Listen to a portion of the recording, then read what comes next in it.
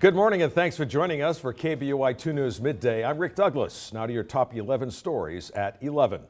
This morning, the Idaho State Affairs Committee has set aside time to hear from those who would like to see the legislature add protections for gay and transgender individuals to the Idaho Human Rights Act. The hearing began at 8 in the Lincoln Auditorium at the Capitol. Advocates have been waiting 9 years for this moment and plan to tell the stories of the hardships endured by gay people all around Idaho. The committee will reconvene later tonight and tomorrow morning if necessary.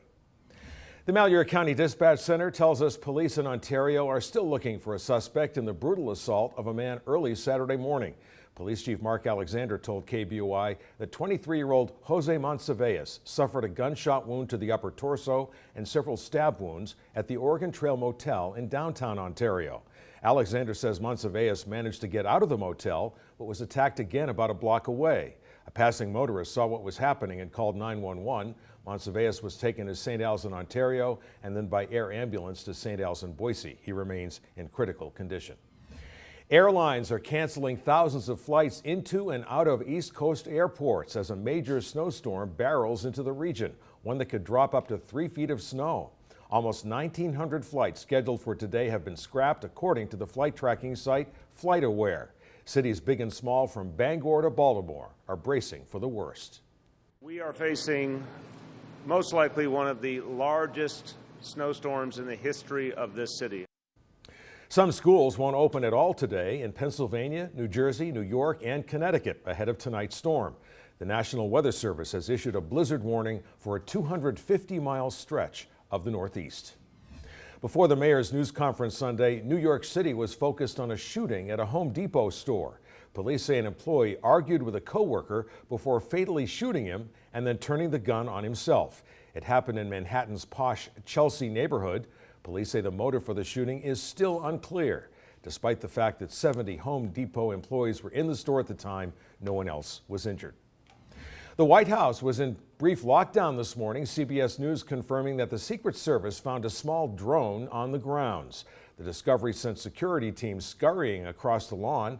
President Obama and First Lady Michelle Obama were not at home. They were on a 3-day visit to India. However, daughters Sasha and Malia are at the White House with their grandmother.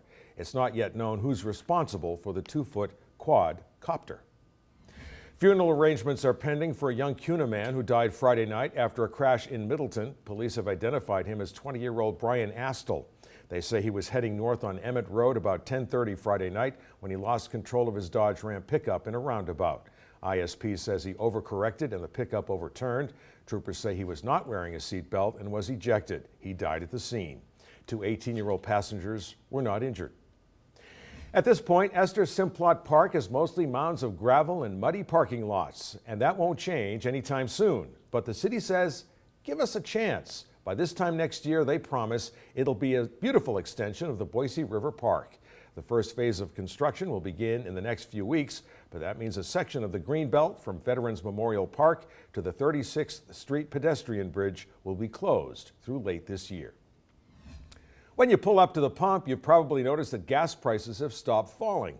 Industry analyst Trilby Lundberg says while we're seeing the lowest prices in 5 years, they're expected to rise due to the rising wholesale prices. Lundberg says the rising cost of crude oil in the past 10 days eventually will show up at the pump. So we asked Treasure Valley drivers how they feel about that. It was really nice that it went down, first of all, because ever since I started driving, it hasn't gone down, and it's been probably above $3 ever since I started driving, so it was really nice that it dipped below $2. But you know, it's gonna go up at some point. That's the business. You know, the price has always been fluctuating too, so. While the Treasure Valley has seen prices as low as $1.75 a gallon, nationally the average is $2.07. In San Francisco, it's the highest at $2.54 a gallon.